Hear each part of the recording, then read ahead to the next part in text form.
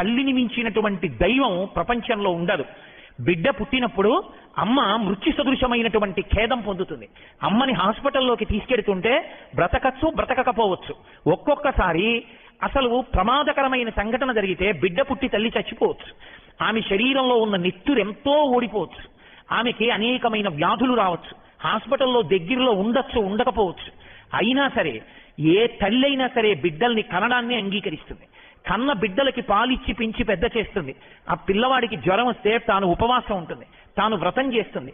పిల్లవాడు చదువుకుంటుంటే తాను రాత్రి లేచి కాఫీ కాచి ఇస్తుంది.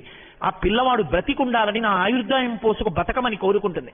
అటువంటి అమ్మ లోకంలో రామాయణంలో ఎంతమందికి తెలుసు? పేరు చేతులు ఎత్తండి. ఓకే. సుమిత్ర పిల్లలు లక్ష్మణుడు, శత్రుఘ్నుడు. లక్ష్మణుడికి శత్రుఘ్నుడికి అడవికి వెళ్లాల్సిన అవసరం ఏమన్నా ఉందా? కానీ రాముడి మీద ప్రేమతో నేను అడవికి వెళ్తాను అని లక్ష్మణుడు నిశ్చయించుకున్నాడు. అప్పుడు వెళ్ళి ఎవరు పర్మిషన్ అడిగాడు? లక్ష్మణుడు వెళ్ళి దశరథుడి పర్మిషన్ అడిగాడా, సుమిత్ర పర్మిషన్ అడిగాడా? ఒక వ్యక్తి సన్యాసం తీసుకోవాలి అంటే ఎవరి పర్మిషన్ కావాలి? ఫస్ట్ తల్లి. అమ్మ స్థానం అది.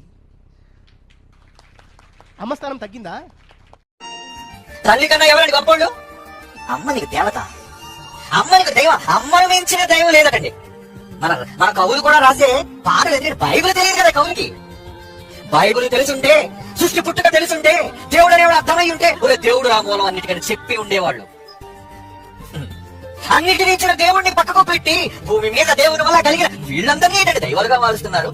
ఏమండి 100 దేవుళ్ళు కలిసి వచ్చినా అమ్మకి సాటరాడా? ఇటు అమ్మ అంత గొప్పదా? 100 దేవుళ్ళు మీ అమ్మ ముందు దేవుడుపా చంప చెళ్ళు మర్పించారు దౌర్భాగ్యులకి.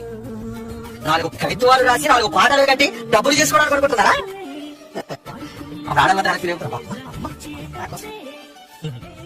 ఎంత ఫీల్ అయిపోతుంది ఆడవాళ్ళు బాధ కలుగుతుందేమో.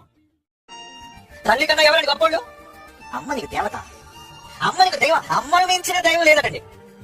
మన కవులు కూడా రాసే పాటలు ఎదిరి బైబిల్ తెలియదు కదా కవులకి. బైబిల్ తెలుసుంటే, సృష్టి పుట్టుక తెలుసుంటే, దేవుడు అనేవాడు అర్థమై ఉంటే ఒరే దేవుడు రా మూలం అన్నిటికని చెప్పి ఉండేవాళ్ళు. అన్నిటిని ఇచ్చిన దేవుడిని పక్కకు పెట్టి భూమి మీద దేవుడి వల్ల కలిగిన వీళ్ళందరినీ ఏంటంటే దైవాలుగా మారుస్తున్నారు. ఏమండి 100 దేవుళ్ళు కలిసి వచ్చినా అమ్మకి సాటరాడా? ఇటు అమ్మ అంత గొప్పదా? 100 దేవుళ్ళు మీ అమ్మ ముందు దేవుడుపా చంప చెళ్ళు మర్పించారు దౌర్భాగ్యులకి.